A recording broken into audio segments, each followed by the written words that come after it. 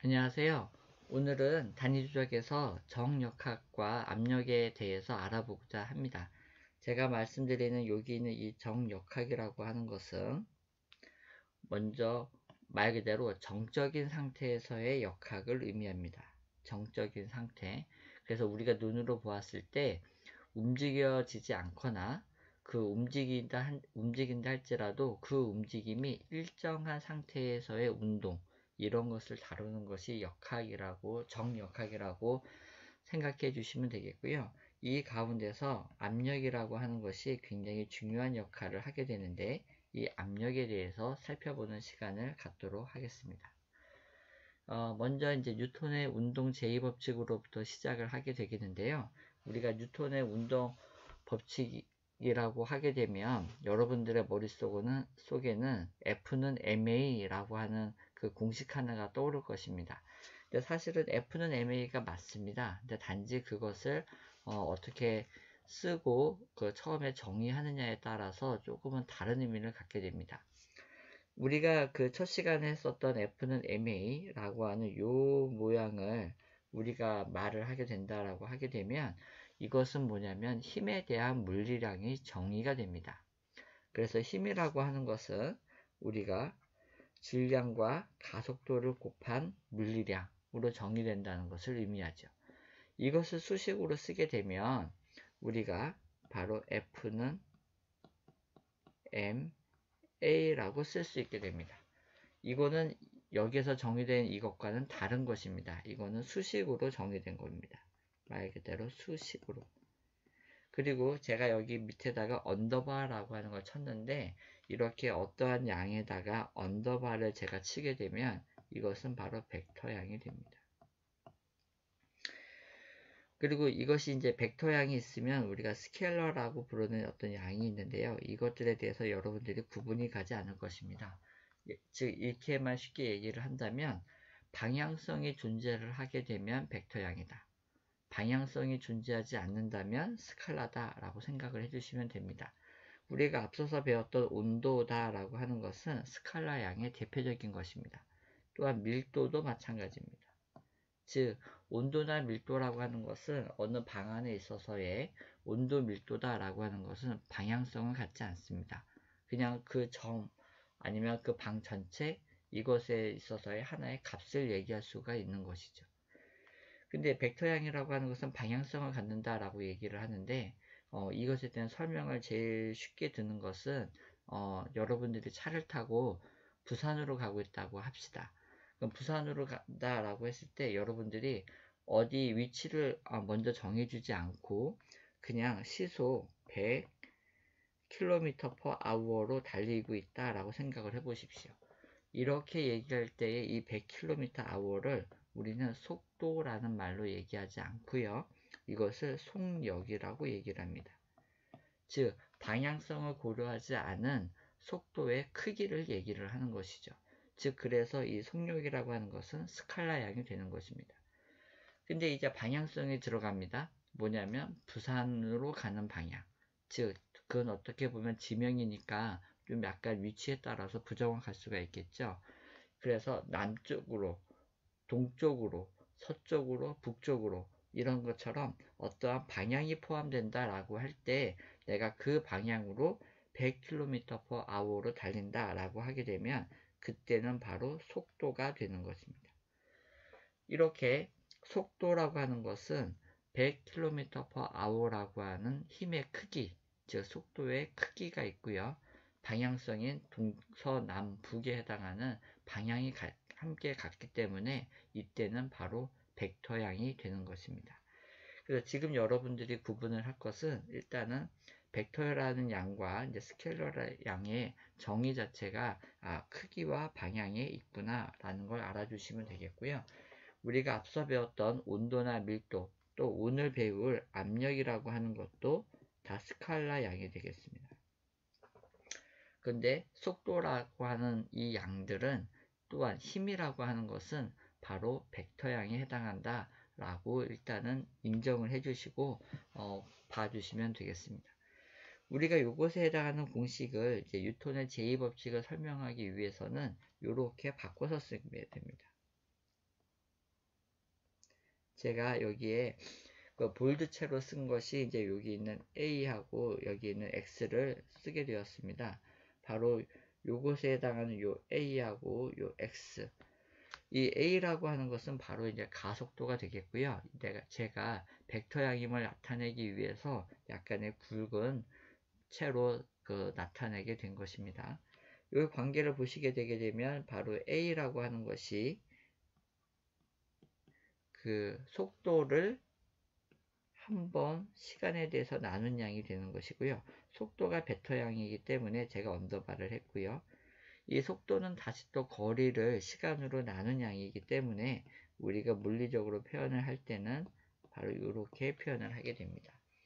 즉 무슨 얘기냐면 이 가속도를 통해서 이 x라고 하는 것은 바로 제가 어떤 물체가 위치하고 있는 위치다 라고 생각을 해주시면 됩니다. 위치. 그래서 A로서는 우리가 위치를 알아낸다 라고 보시면 되는 거죠. 그 다음에 여기에 보게 되면 이제 F가 있습니다. 이 F를 제가 바꿔서 여기는 시그마 F라고 하는 걸로 바꾸어서 썼습니다. 이 시그마라고 하는 것은 무엇이냐면 수학에서 다 더한다 라고 하는 뜻이 됩니다. 다 더한다.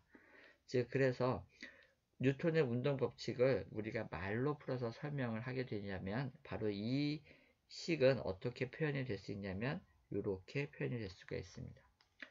질량 m을 가진 물체의 운동은 그 물체에 가한 힘들의 합에 의해 결정된다. 이것이 뉴턴의 수식을 우리가 말로써 풀어낸 것이 되겠습니다. 자, 이때 여태까지 여기에서 제가 운동이라고 얘기를 했습니다. 이 운동이라고 하는 것은 그 물리에서 운동이라고 얘기를 하는 것은 어떤 물체의 위치를 추적하는 것입니다.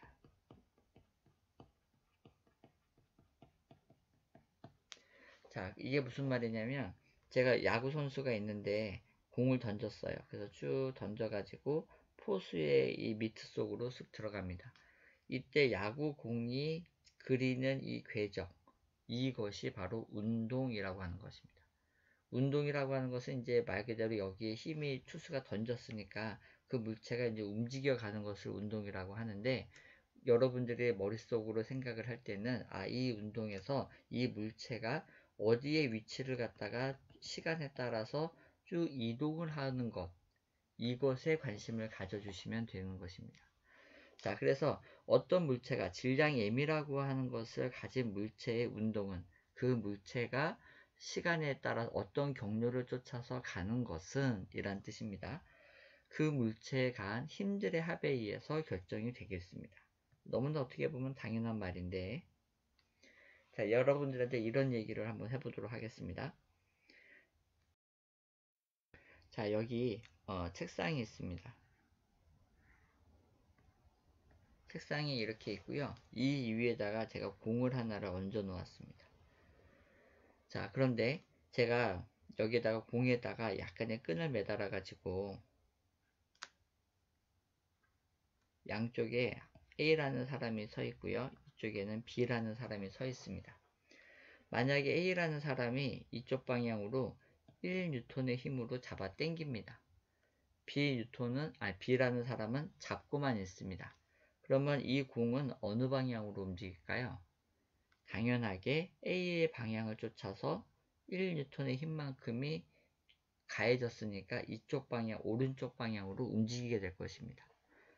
만약에 이 B라는 사람이 힘을 느끼고 B 방향 쪽으로 똑같이 1N의 힘으로 당겼다라고 봅시다. 그러면 이 공은 어떻게 될까요? A하고 B가 양쪽에서 서로 당기지만 그 힘의 크기가 같기 때문에 이 공은 움직이지 않고 여기 자리에 그대로 머물러 있을 것입니다.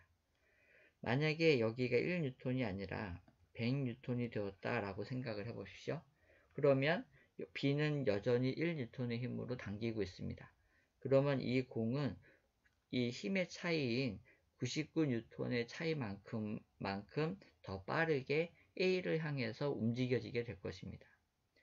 만약에 이때 B가 100N의 힘을 더 주게 된다면 이 공이라고 하는 것은 더 이상 움직이지 않고 또 그 자리에 멈춰져 있게 될 것입니다. 즉, 이 공은 멈춰져 있는데 사실은 이 공이 멈춰져 있다라고 해서 이 공에 힘이 작용하지 않는 것은 아니었죠. 마치 좌우 방향으로서 이 공은 힘은 가해지고 있으나 움직여지지 않는 것처럼 보여집니다. 바로 이것을 우리가 이 뉴턴의 운동 방정식에 적용을 하게 되면 바로 정역학에 해당하는 그 관계를 얻어낼 수가 있게 되는 것입니다. 자, 여기에서 이 물체의 위치가 운동이라고 했죠? 물체의 운동이 바로 이런 경우에 0이 됩니다. 0. 이러한 것이 0이 되는 경우는 바로 여기 있는 이 좌변에 해당하는 경우가 바로 0이 된다라고 하는 뜻이죠. 근데 이렇게 0이 될 때는 바로 무엇이냐면 힘들의 합이 0이 된다라고 하는 뜻하고 동일해지는 것입니다.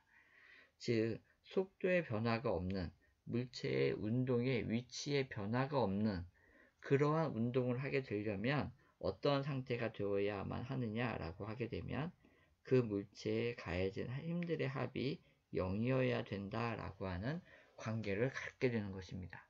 그래서 바로 여기에 있는 이 두 번째에 해당하는 것이 나오는 것이죠.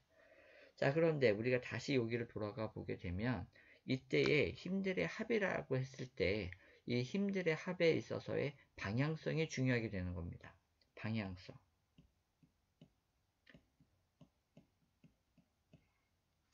이 물체에서 힘을 가해진 것은 바로 좌우 방향이었지 위아래의 방향이 아니었습니다.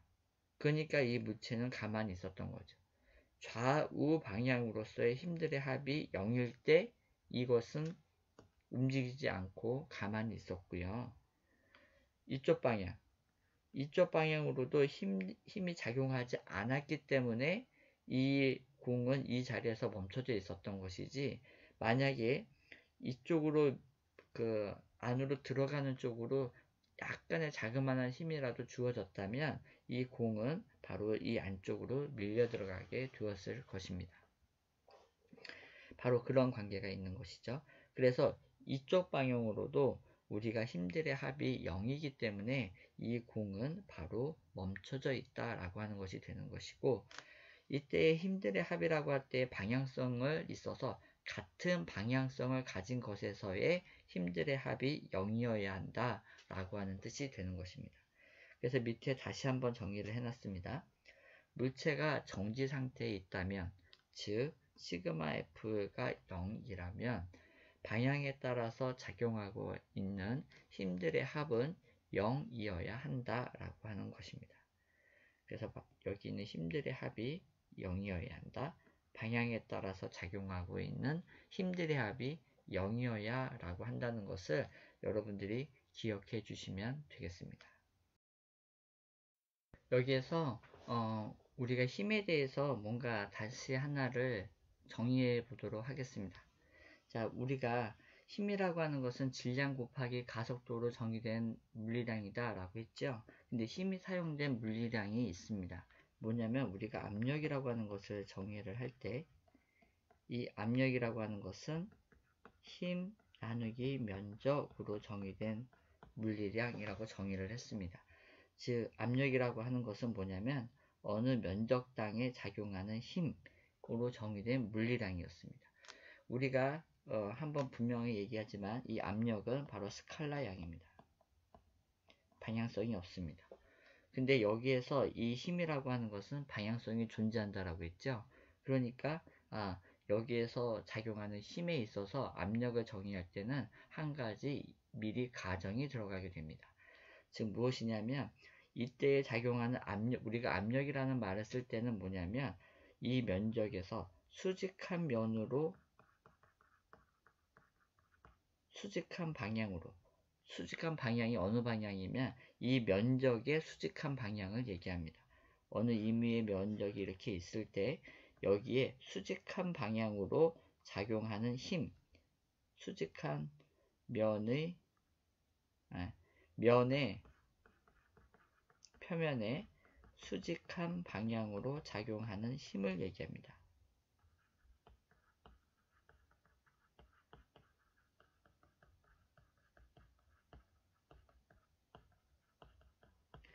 자, 힘을 압력을 정의할 때는 사용을 하게 됩니다. 이제 동일한 이러한 차원을 갖는 우리가 그 물리량이 응력이라고 하는 물리량이 있는데, 이 응력이라고 하는 것은 나중에 이제 다시 다루도록 하겠습니다. 그 응력과 이 압력은 어떤 관계성이 있는데 그것은 나중에 살펴보도록 하고요. 이제 이렇게 정의가 되니까 우리가 이것으로부터 우리가 힘에 대해서 약간은 색다른 정의를 할 수가 있게 됩니다. 어떤 정의냐면, 이제 힘은 이렇게 정의했으니까 힘이라고 하는 것은 오히려 압력 곱하기 면적으로도 정의가 될 수 있겠구나 라고 하는 뜻이 되는 거죠. 이때 중요한 것, 이때 이렇게 말할 수 있는 이 힘이라고 하는 것은 무엇이냐?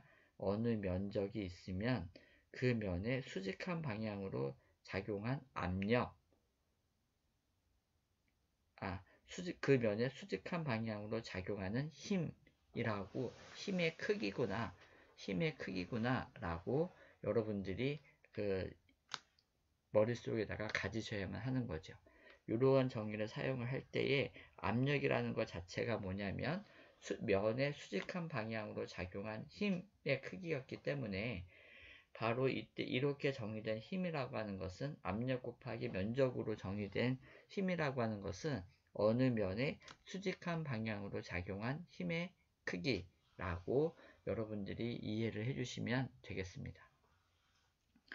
이러한 것을 알고서 우리가 어떠한 유체에다가 이제 이러한 정력학을 한번 적용을 해 보도록 하겠습니다. 이 정력학이라고 하는 것은 말 그대로 정지에 있는 상태, 우리가 한자로는 정지할 정자를 쓰게 되는데요. 고유할 정자인가요? 이게 쓰게 되는데, 이 물체가 우리 눈으로 봤을 때 움직이지 않는 상태이다 라고 생각을 하시면 되겠습니다. 마치 정지에 있거나 또는 평형 상태에 있어서 일정한 모양으로 그 모양이 계속해서 유지가 되고 있다 라고 생각을 해주시면 됩니다. 예를 들면은 우리가 커피 잔을 타게 되면 우리가 이제 처음에 커피를 넣고 물을 넣은 다음에 이제 스푼으로 갖다가 얘를 회전을 하게 되죠. 이렇게 회전을 하게 되면 여러분들이 해보시면 이 위치의 표면이 이런 식으로 바뀌어지는 걸 알 수 있습니다. 빨리 돌면 빨리 돌릴수록 가운데는 들어가고 여기 양쪽은 올라가게 되겠죠. 근데 이 모양을 일정한 상태로 계속해서 돌리게 되면 이 모양이 일정하게 유지가 되는 것을 볼 수가 있습니다. 이것 또한 정역학이다 라고 보시면 되는 거죠. 마치 정지에 있는 것처럼 또는 평형 상태에 있는 것처럼 보이니까요. 그래서 어느 물체가 그 정지에 있거나 평형 상태에 있는 것처럼 보이게 된다면 이 정역학이 적용이 될 수가 있는 것입니다. 이제 우리가 여기에서 하나의 원기둥을 갖다가 제가 그렸습니다. 이것은 여러분들이 보시기에 바로 그 하나의 원기둥이다 라고 생각을 해 보시면 되겠습니다. 자, 이제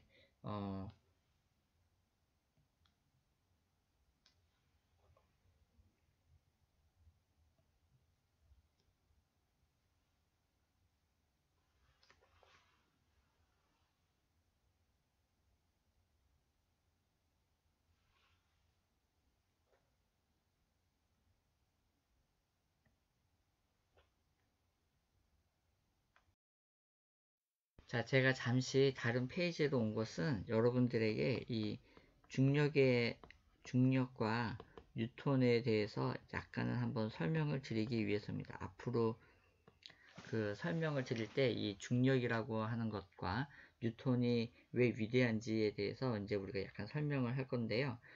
자, 여러분들이 지구상에서 어느 물체를 던지든지 간에 우리가 하늘로 우리가 높이 던졌다라고 하게 되면 그 물체는 반드시 땅이라고 하는 데로 떨어집니다. 당연하죠. 왜 우리가 지금은 어떻게 알고 있냐면 모든 물체를 지구가 잡아당기니까 모든 물체는 땅으로 떨어진다 라고 하는 것을 우리가 알고 있습니다. 근데 이때 땅으로 떨어진다 라고 했을 때 그 물체는 어디까지 떨어질까요? 라고 하게 되면 무엇인가 지구라고 하는 표면이 존재를 해서 더 이상 뚫고 들어갈 수 없을 때까지 들어가는 거죠. 이해가 되십니까? 자, 더 이상 뚫고 들어갈 수 없을 때까지 들어가는 것이 되는 것이어서 마치 바다에다가 예를 들어서 우리가 동전을 떨어뜨렸다라고 하게 되면 이 동전은 어디까지 떨어질까요?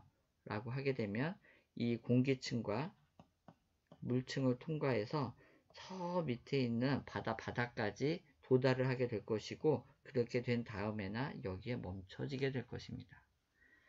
자, 이런 것처럼 모든 중력은 우리가 지구라고 하는 것 안에 살고 있는 환경 때문에 중력은 바로 수직한 방향으로 작용합니다.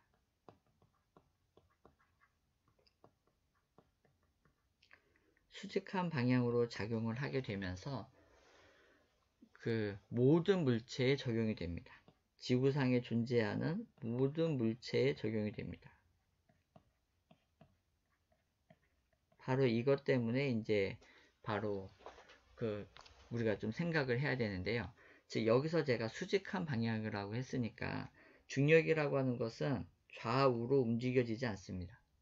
즉 이 어떤 물체가 딱 있는데 중력 때문에 오른쪽, 왼쪽으로 움직여지는 것이 아니라 반드시 수직한 방향으로 우리는 작용을 하게 되는 것이고 또한 한 가지 수직한 방향이라고 한다 할지라도 아랫방향으로 작용을 하게 된다는 뜻입니다. 윗방향으로 작용을 하지 않죠. 바로 아래방향으로 작용을 합니다. 자, 그런데 바로 뉴턴이 관심 가졌던 사과에 대한 문제는 무엇이냐면 왜 지구라는 것이 있는데 그 위에 달이 있습니다. 이 달은 지구로 왜 안 떨어질까라고 하는 것이었습니다. 그래서 옛날 사람들은 지구에 있는 것들은 다 모두 떨어지는데 하늘 바깥에, 지구 바깥에 있는 것들은 지구로 떨어지지 않으니까 지구에서 사는 세상과 즉 지구 바깥의 세상에서는 다른 물리 법칙이 존재를 할 거다라고 생각을 한 것이었고 그런 의미에서 천상계, 지상계 이런 식으로 나누었던 것입니다. 근데 뉴턴이 바로 이 뉴턴의 운동 법칙을 통해서 그러한 개념을 많이 없앤 사람이 되는 것입니다. 자, 왜 그런지에 대해서 이제부터 설명을 한번 드려볼게요. 지구가 이제 갈릴레이라고 하는 사람이 먼저 약간 등장을 해야 되는데요. 갈릴레이라는 사람이 발견을 해놓은 것이 뭐냐면 내가 어떠한 속도로 던지든지 간에 어떤 공이 존재를 한다라고 생각을 해봅시다. 자, 갈릴레오가 이제 딱 던지게 되면 이러한 궤적을 그려서 땅에 떨어질 겁니다. 그리고 지금의 박찬호 선수나 유현진 선수가 혹시라도 이 공을 던진다면 더 먼 거리를 가서 어쨌든 땅에 떨어지겠죠. 갈릴레이가 발견한 건 무엇이냐면 이 앞방향으로 얼마만큼의 속도로 던지는지에 상관이 없이 땅에 떨어지는 요 위치에서 요 위치까지 땅에 떨어지는 데 걸리는 시간은 바로 이때 걸리는 시간이 t1, 이때 걸리는 시간이 t2라고 하게 되면 이 t1과 t2는 같다라는 것이었습니다. 즉 제가 던지던 박찬호 선수가 던지던 또는 유현진 선수가 던지던지 간에 누가 던지던지 간에 상관없이 이러한 오른쪽 방향으로 던졌다면 어느 속도로 던지든지 상관없이 땅으로 지면에 도달하는 시간은 동일하다라는 것이었습니다. 이것을 갈릴레이가 발견을 했고요. 이 뉴턴이 이 생각을 이 달의 문제에다가 적용을 하게 됩니다. 제가 약간 지구를 조금 작게 그렸네요. 자, 달도 지구 위에서 신이 앞으로 던졌다라고 생각을 해보십시오. 지구 앞에서 던졌다. 그러면 달도 지구로 떨어질 거야 라고 뉴턴은 생각을 한 것입니다. 그래서 달이 이렇게 떨어졌다 라고 생각을 해 보십시오. 그래서 여기 위치에 와 있습니다. 이거는 어떠한 속도로 상관없이 밑으로 떨어지는 데 걸리는 시간은 똑같으니까 어쨌든 밑으로 떨어지는 거죠. 요만큼이 떨어졌어요. 그랬는데 여기 위치에 있으니까 여기의 거리랑 여기의 거리가 똑같습니다. 그래서 이 위치에서 다시 여태까지 온 속도로 신이 다시 던졌습니다. 그러면 이게 다시 떨어지겠죠. 떨어져서 여기 위치에 와 있습니다. 여기 위치가 여기에서 여기까지의 거리가 또 똑같습니다. 이런 식이 되니까 다른 지구로 떨어지고 있는데 떨어지지 않습니다. 그 이유가 무엇일까요? 바로 지구가 둥글기 때문입니다.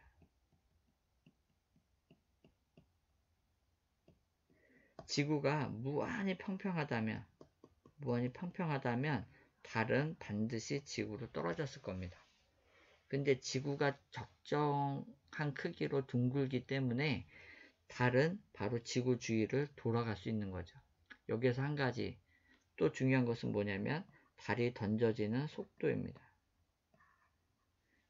어떻게 보면 속도의 크기인 속력이 되겠네요. 이 속력이 적절한 크기로 던져졌으니까 여기에서 더 빨리 달의 속도가 빠르다 그러면 달은 이러한 방향을 거쳐서 아마 그 지구의 중력을 벗어나게 될 것이고요.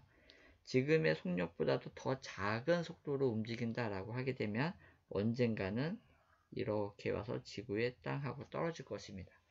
우리가 하늘에 인공위성을 띄울 때 바로 그 인공위성이 일정한 높이에서 일정하게 도는 것은 바로 그 적정한 속도로 돌아가고 있기 때문이고요. 또한 적정한 위치에서요. 어느 적정한 위치에서 적정한 속도로 적당한 힘의 크기로 돌아가고 있기 때문에 그 위치에서 머물러질 수가 있는 것이고, 거기에서 조금만 벗어나게 되게 되면 바로 벗어나게 되는 거죠. 떨어지든가 나가든가. 이런 식으로 해서 뉴턴이라는 사람이 바로 하나를 발견해낸 것입니다. 지구 바깥에 있는 달과 지구는 이러한 관계가 있다. 지구에 적용되는 법칙으로 달의 운동을 설명할 수가 있다. 마찬가지로 태양이 있고요. 지구가 있으면 지구는 태양으로 떨어지고 있는 것일까요? 안 떨어지고 있는 것일까요? 뉴턴의 생각은 지구도 또한 태양으로 떨어지고 있다라고 생각을 하는 것입니다. 이렇게 해서 뉴턴의 운동 제2법칙이 바로 이러한 것을 설명해 내었기 때문에 그 사람들의 사고에 전환을 이루게 된 것입니다. 이 지구에 해당하는 이 궤적, 즉 운동이죠. 제가 위치를 갖다가 추적한다라고 했는데 이 천문학자들이 그려진 이 궤적하고 뉴턴이 계산으로 의해서 구한 이 위치하고가 정확하게 맞아떨어졌다는 얘기죠. 그러므로 인해서 뉴턴의 운동 제2법칙이 증명이 되었고 우리가 지금도 이것을 사용하고 있는 것입니다. 제가 이렇게 약간의 장황한 설명을 드린 이유는 바로 이것에 대한 개념을 갖기 위해서입니다. 이 중력이라고 하는 것, 적어도 지금 우리가 사용하고자 하는 이 중력이라고 하는 것은 어떻게 작용을 하냐면 모든 물체, 지구상에 있는 모든 물체에 적용을 하면서 수직한 방향으로 작용을 하는 것이다. 이것을 꼭 기억해 주시기 바랍니다. 자, 이제 그래서 아까 있었던 이 물체로 다시 돌아오게 되면 여기 우리가 지금 공기 중에 있는데 가상의 원기둥을 이렇게 그렸다라고 생각해 보십시오. 이 가상의 원기둥 안에는 바로 공기가 채워져 있다라고 보시면 되겠고요. 아무런 힘의 작용도 없어서 얘가 이 상태로 그대로 머물러져 있다라고 생각을 해보시면 되겠습니다. 자, 그러면 이 물체의 밀도를 로우라고 하는 것으로 제가 임의로 잠깐 이 물체의 밀도가 로우라고 한다는 뜻은 뭐냐면 이 물체의 밀도는 어떻게 정의되는 것이었냐면 부피분의 질량으로 정의되는 양이었죠.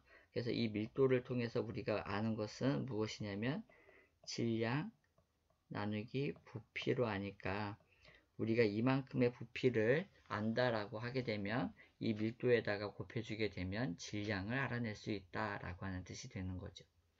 자, 그래서 이 물체가 가만히 정지해 있다라고 생각을 하게 되면 우리는 무엇을 적용할 수 있게 되냐면 바로 뉴턴의 운동 법칙인 시그마 F는 0이다 라고 하는 것을 적용할 수가 있게 되는 것입니다. 자, 이때 바로 이제 이걸 적용을 해보는 거죠. 그래서 이 F 토탈이라고 하는 것이 무엇이냐면 바로 시그마 F가 되겠습니다. 근데 이때 작용하는 힘이라고 하는 것은 무엇이냐면 바로 수직한 방향으로 작용을 하는 것이 되는 거죠. 수평형 방향으로가 아니라 오로지 수직한 방향으로 작용을 하는 것입니다. 자, 그리고요, 여기 중력 가속도를 우리가 보통 그 G라고 쓰게 됩니다. 이게 중력 가속도를 얘기하는 것이 되겠고, 대문자 볼드체로 쓴 것은 뭐냐면 아랫방향으로 작용을 하기 때문에 그렇습니다. 자, 이때 바로 우리가 뉴턴의 운동 법칙을 적용을 하게 되면 이제 이 면에 위에서 작용하는 힘이 있겠고요. 또한 이걸 떠받치고 있는 아래에서 작용하고 있는 힘이 있겠습니다. 그 다음에 이 물체 전체에 작용하는 바로 중력이라고 하는 것이 있겠습니다. 자, 여기서 제가 이 무게라고 했는데 이 무게가 무엇이냐면 질량 예민 물체가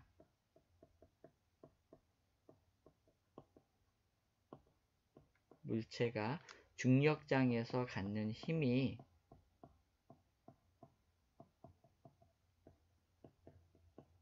바로 무게입니다. 그래서 우리가 웨이트라고 하는 이 그 무게를 정의를 할 때 어떻게 정의를 하냐면 무게는 질량 곱하기 중력 가속도 이렇게 정의를 하게 되는 것이죠. 그래서 이러한 무게로 정의가 되는 이 무게도 우리의 몸무게도 마찬가지입니다. 무게도 바로 그 벡터양이구나 라고 하는 걸 아실 수가 있는 것이죠. 우리들의 무게는 바로 밑으로 작용을 하지 옆으로는 작용하지 않지 않습니까? 그 다음에 우리가 중력장이라고 하는 지구상에서 존재를 하기 때문에 가질 수밖에 없는 그런 힘이다 라고 보시면 되겠습니다. 자, 이제 여기에서 보게 되면 F탑이라고 하는 것은 위에서 아랫방향으로 작용을 하겠죠. 방향성이 있으니까요.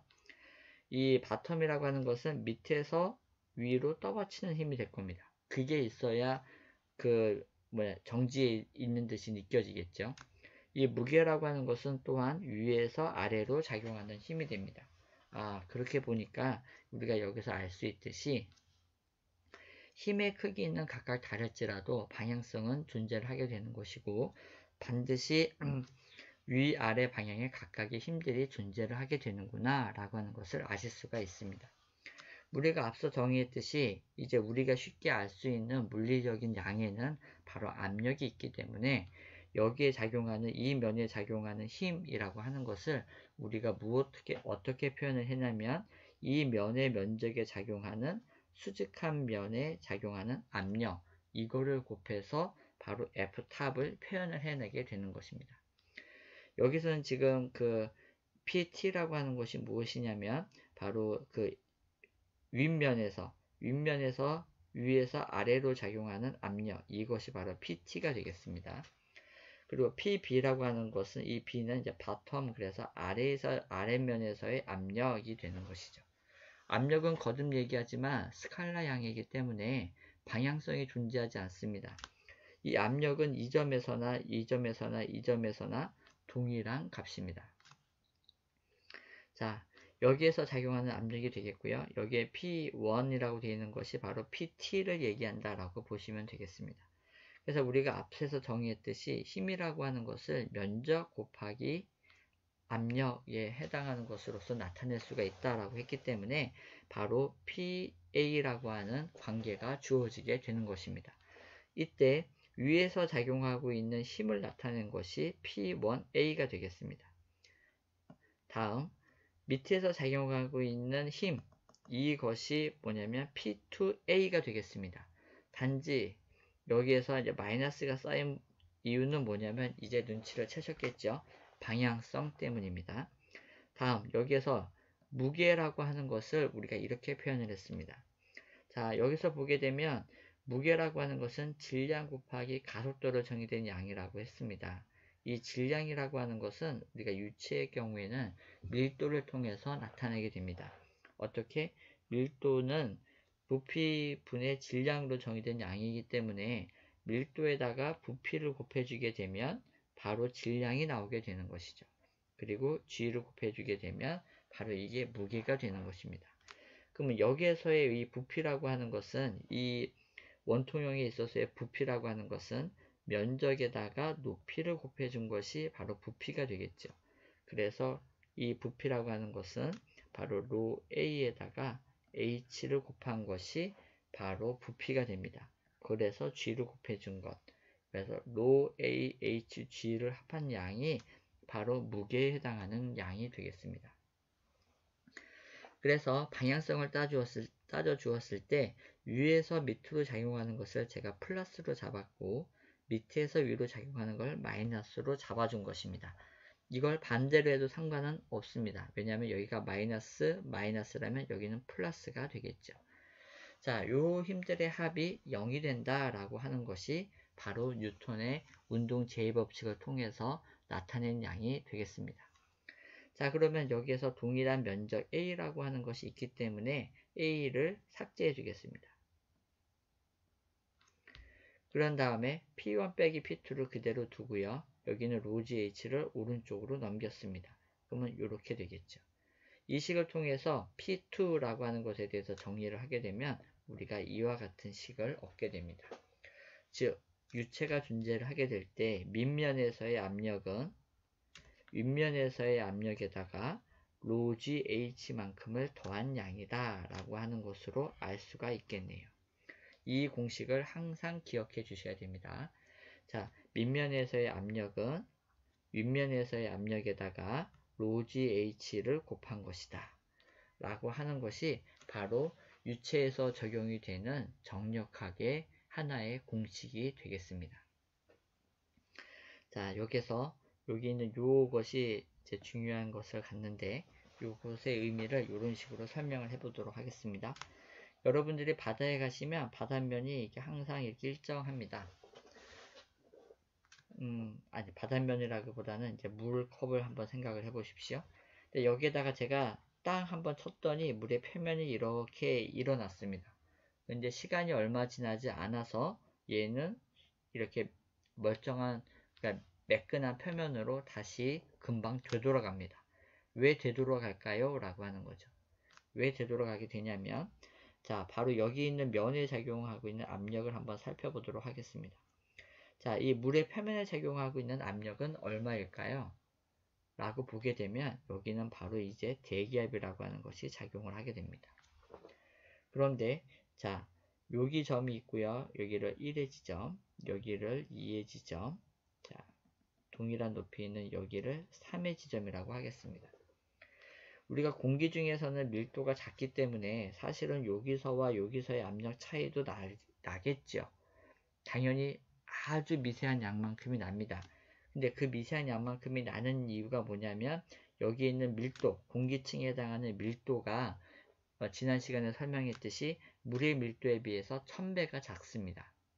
그러니까 물속에서의 1cm하고 공기 중에서의 1cm 그 높이 차에 해당하는 압력차는 굉장히 1000배 차이가 나는 것이죠. 그래서 여기와 여기는 상대적으로 압력차가 거의 공기의 밀도가 굉장히 작기 때문에 거의 무시하고 그냥 이 표면에서는 그냥 동일한 압력이다 라고 생각을 하는 것입니다. 근데 물의 경우에는 다릅니다. 요만큼의 높이 차이가 존재를 하게 되면 여기에서의 압력은 뭐냐면 이 대기압에다가 더하기 물의 밀도에다가 G 요만큼의 높이 차이가 해당하는 만큼이 주어지게 되겠죠. 즉 그 얘기는 뭐냐면 여기에서의 압력이 여기에서의 압력보다는 크다는 뜻이 되는 것입니다. 자, 그러면 여기에서의 압력이 바로 여기 있는 1의 지점에서의 압력보다 클까요? 작을까요? 당연히 큰 것이 되는 것이죠. 그래서 한 가지 여러분들이 미리 이제 아셔야 되는데 모든 유체는 이 유체라고 얘기할 때 지금 여러분들은 기체와 액체를 합쳐서 유체다라고 부르는 것으로 일단 기억을 해주시면 되겠습니다. 그래서 모든 유체는 흘러가는 물체는 고압에서 저압으로 흐른다.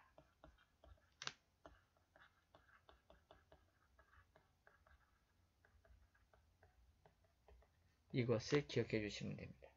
우리가 그 날씨 예기보를 할 때 고기압에서 저기압으로 바람이 흘러가지 않습니까? 저기압에서 고기압으로 바람이 흘러가지 않습니다. 그래서 모든 유체는 압력이 높은 곳에서 낮은 곳으로 흘러가게 됩니다. 자, 그러니까 여기 압력이 여기 압력에 비해서 상대적으로 높습니다. 그러니까 여기 있는 물이 이쪽으로 이동을 하는 것이죠.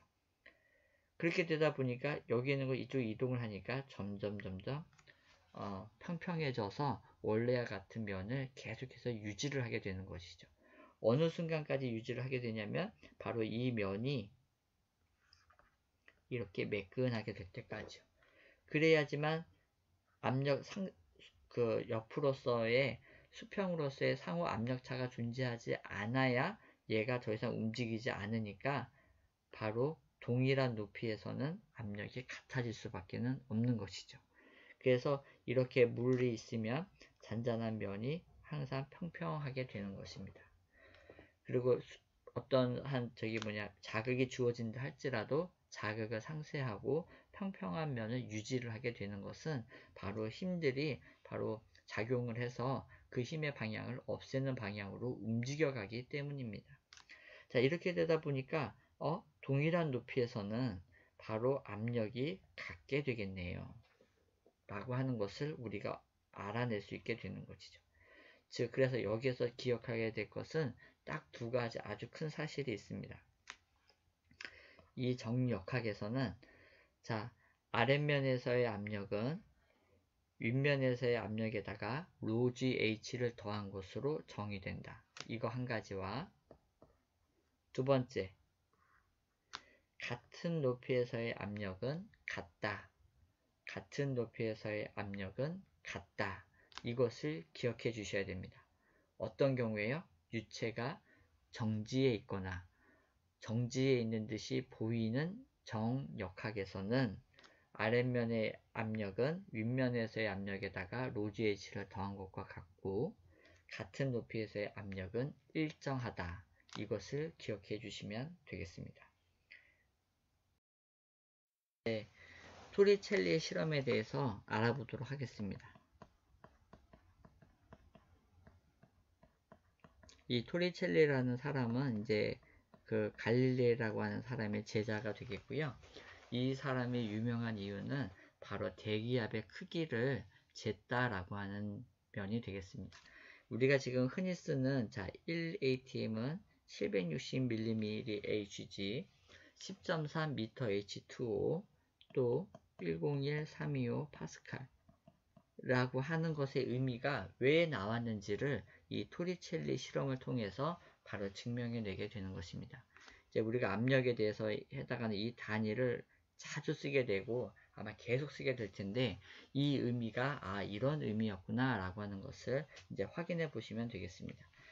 토리첼리가 한 실험은 아주 간단합니다. 무한히 큰 수조가 있다라고 여러분들이 가상을 하시면 됩니다. 이 안에 바로 그 수은이 됐든 물이 됐든 어쨌든 액체가 담겨져 있습니다. 그런 다음에 무한히 긴 이런 시험관을 준비를 합니다.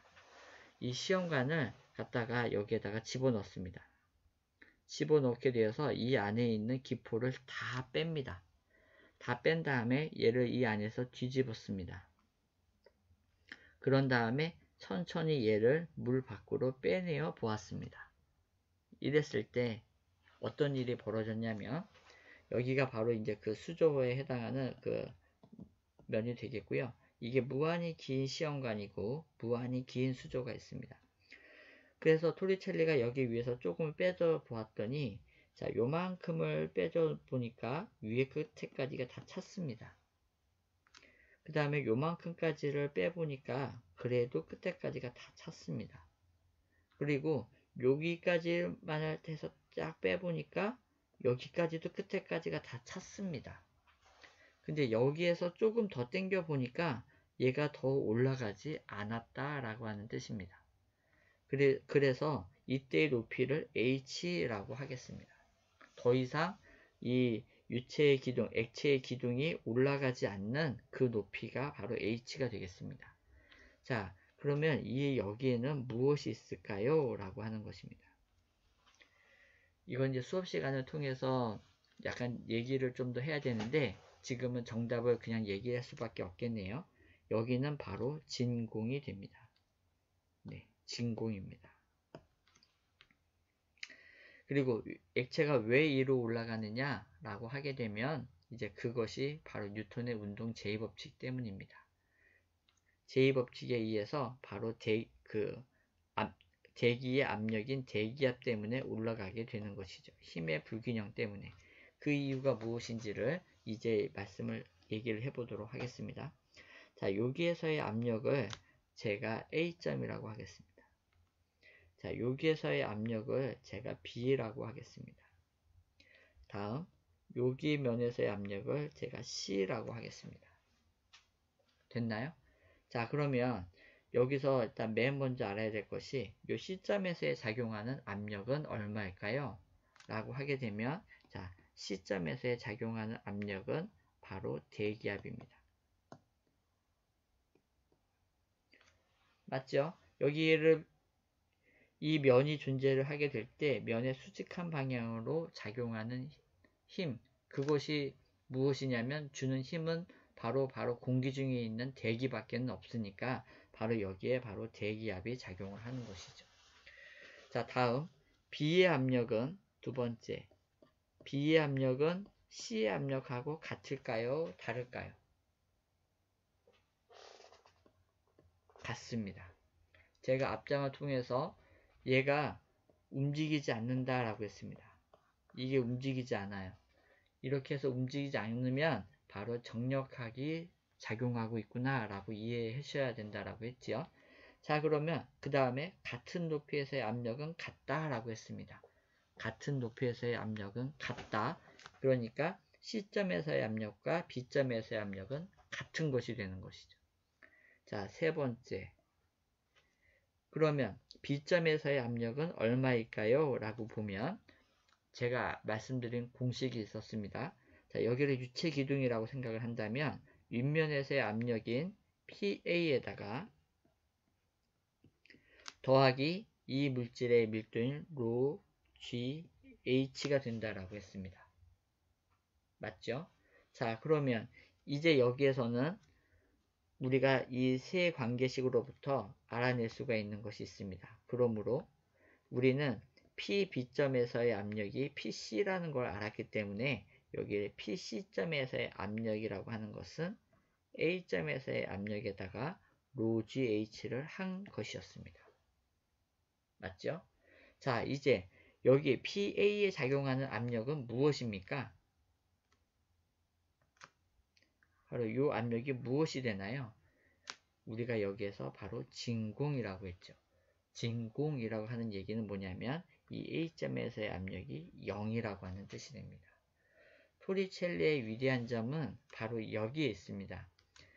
이 PA점의 압력인 바로 이것을 진공으로 만듦으로 인해서 여기를 진공으로 만듦으로 인해서 바로 이 대기압이라고 하는 힘의 크기를 이렇게 나타낼 수가 있게 만들어준 것입니다.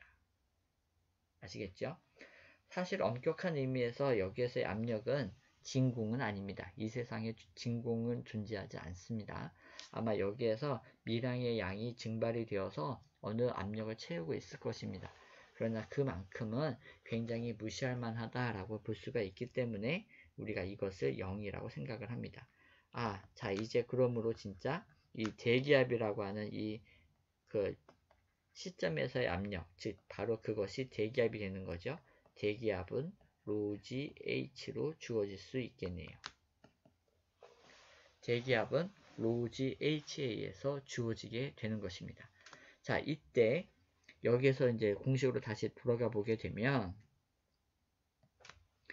밀리밀리 HG라고 하는 뜻은 뭐냐면 수은을 사용했다라고 하는 뜻입니다.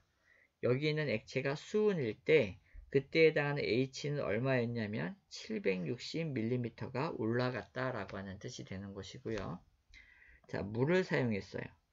물을 사용할 경우에는 뭐냐면 10.3m만큼을 높이 올라갔다라고 하는 뜻이 되는 겁니다. 자, 다시 한번. 자, 여기에서의 이 의미가 주는 것이 무엇이냐면 자, 여기에서의 대기압이 우리가 바로 1기압이라고 하는 거죠. 대기압이 바로 1기압입니다. 그 1기압에 대한 정의를 뭐냐면 수은으로 치게 되면은 760mm를 올라간 높이만큼에 작용하는 힘의 크기, 물로 치게 되면 10.3m를 올릴 수 있는 힘의 크기라고 본 것입니다. 이래서 바로 대기압의 크기를 바로 토리첼리가 측정을 한 것이 되겠습니다. 교재에 있는 그 페이지로 잠깐 넘어와 보겠는데요. 이때 바로 1.7.4식을 보시게 되면 바로 이러한 것을 아실 수가 있습니다. 요 사식을 한번 보시게 되겠죠. 보게 되게 되면 이제 이 수은으로 있을 때에 바로 압력을 잰 것입니다. 잰 것을 보게 되게 되면 이 밀도라고 하는 것이 비중으로 13.7입니다. 그러니까 SG가 수은이 바로 뭐냐면 13.7이 되는 거죠. 그러면 수은의 밀도라고 하는 것은 제가 어느 유체가 있으면 해당 유체의 밀도는 이 기준 유체의 비중에다가 바로 기준 유체의 밀도를 곱하는 것이라고 했습니다. 이 수은이라고 하는 것은 액체가 되기 때문에 바로 물의 밀도를 곱하는 것이 되는 것이죠. 그래서 13.7에다가 곱하기 1000kg/m 3승을 하게 되는 것이죠. 그래서 여기 있는 값이 나오게 된 것입니다. 그 다음에 중력 가속도는 9.8m/s 제곱. 그 다음 우리가 MKS 단위계로 계산하기 위해서 760mm를 미터의 단위로 환산한 것이 0.76이 됩니다. 그렇게 해서 계산을 해 보니까 바로 이와 같은 102038이라고 하는 값을 얻게 되었습니다. 여러분들이 계산기로서 반드시 계산을 해 보셔야만 합니다. 그리고 이것은 MKS 단위계로 계산을 했기 때문에 이것에 해당하는 단위가 바로 파스칼이 나오게 됩니다. 여러분들 여기서 보시게 되면 여기가 미터가 있으니까 여기에 미터 3승이 있으니까 킬로그램 퍼 미터 세크 제곱이 나온다는 걸 아실 수가 있죠. 이것이 바로 무엇하고 똑같냐면 뉴턴 퍼 미터 제곱과 똑같다는 걸 아실 수가 있습니다. 확인을 해 보시면 됩니다. 그래서 파스칼을 기본 물리량으로 나타낸 물리량이 나오게 되니까 바로 우리가 MKS 단위계에서 단위를 통일하고 그것을 계산을 했다면 그 양에 해당하는 단위를 그대로 써주시면 됩니다. 자, 다음 물의 것을 가지고 했을 경우입니다. 물의 밀도는 바로 1000이 되겠고요. 9.8은 똑같고 높이가 얼마라고 했냐면 10.3이라고 했습니다. 이렇게를 계산을 해보게 되면 바로 100940이라고 하는 값이 나오게 되는 것이죠. 이 값이 지금 여기서 얘기했던 이 두 값이 바로 101325와 굉장히 유사한 것을 아실 수가 있게 됩니다. 이 차이는 어디에서 오게 되냐면 우리 지구상에서 중력 가속도하고 밀도도 약간 우리가 이건 근사값을 쓴 것이고 중력 가속도도 위치에 따라서 조금씩 다르죠. 그걸 보정해서 해주게 되게 되면 정확하게는 101325라는 값이 나오게 되는 것이고요. 그것에 해당하는 근사값으로서 우리가 수은하고 물을 사용했을 때 이 단위를 사용을 하게 되는 것입니다. 이런 것처럼 바로 이렇게 하니까 바로 여기서 말하는 1기압이 그 10132와 파스칼 760mm Hg 10.3m H2 이 값이 같다는 것이 바로 이렇게 해서 증명이 되는 것이 됩니다. 지금까지의 것을 우리가 마노미터라고 하는 것을 우리가 에다가 적용을 해본 결과가 바로 여기 있는 요 그림과 요 식이 되겠습니다. 우리가 이제 화학 공장이나 이런 데서는 파이프가 굉장히 길죠. 그래서 이게 파이프다라고 생각을 해주시면 되겠고요. 파이프의 양단에 걸친 압력을 우리가 잴 필요가 많이 있습니다. 그래서 압력차가 얼만큼이 있어야 얘를 흘려보낼 수가 있구나 라고 하는 것이 되겠고요. 그 양단의 압력차를 잴 때 우리가 사용하는 압력계가 바로 마노미터라고 하는 것이 됩니다. 특히나 이제 차압식에 해당하는 차압, 양단의 압력 차이를 측정한다라 그래서 차압이 됩니다. 이 차압식 압력계가 바로 이 마노미터라는 이름으로 이게 불려지게 되는 것이고요. 여기에 해당하는 그 PA점과 PB 이것의 양단의 압력차를 재기 위해서 여기는 일정한 유체가 흘러가고 있겠죠. 그 다음에 밑에 부분에다가는 비중이 높은 다른 액체를 갖다가 집어넣습니다. 보통은 이제 수은을 집어넣게 되는 것이 되겠고요. 이렇게 해서 비중이 다른 액체를 집어넣어서 여기가 지나갈 때 바로 압력 차이가 생김으로 인해서 그 여기에 있는 그 높이 차이가 생성이 되게 됩니다. 이 높이 차이를 읽음으로 인해서 이 압력 차이가 얼마인지를 알아낼 수가 있게 되는 것입니다. 이것을 이제 약간 알아보기 위해서 바로 여기가 PA점, 여기가 PB점이라고 생각을 해보게 되면 여기는 원래 흘러다니고 있는 유체가 되겠죠. 그 다음에 밑에가 채워져 있는 것이 이제 비중이 높은 유체가 됩니다. 요것하고는 지금 현재 비중에 해당하는 표현이 약간의 반대로 되어 있으니까 약간 참고만 해주시면 됩니다. 그래서 여기에 해당하는 것이 있는데 구하는 방식은 무엇이냐면 같은 높이에서의 압력은 같다라고 해서 여기 있는 2점과 3점에서의 압력이 같다라고 하는 것을 사용을 해서 바로 이 식을 유도를 해내게 됩니다.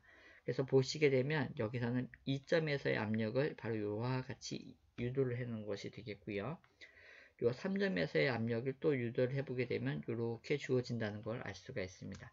그래서 이 같은 높이에서의 압력은 같기 때문에 요것과 요것을 같게 놓아서 정리를 하게 되면은 바로 양단의 압력차가 이러한 공식으로 주어진다 라고 하는 걸 아실 수가 있겠고요.